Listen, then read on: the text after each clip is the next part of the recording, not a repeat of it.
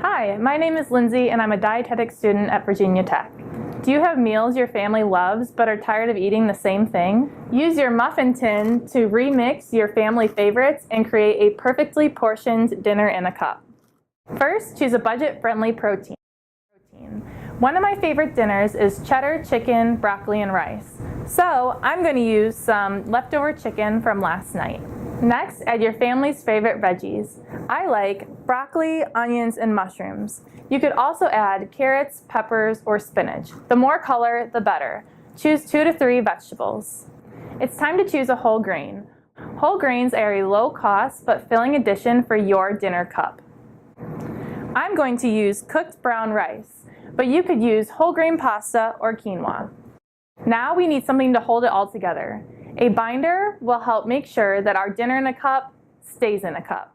I'm going to use low sodium chicken broth and an egg. Other options could be tomato sauce, evaporated milk, or low-fat sour cream. Finally, fill your lined muffin tin and be sure to leave a little room for toppings. I'm going to sprinkle reduced fat cheddar cheese. You can also use dried herbs or black pepper. Have fun and get creative. Because my chicken is already cooked, I'm going to heat my dish for 10 to 15 minutes at 350 degrees, or until hot and bubbly. I made cheddar chicken, broccoli, and rice in a cup. You too can use your family's favorite meal as inspiration.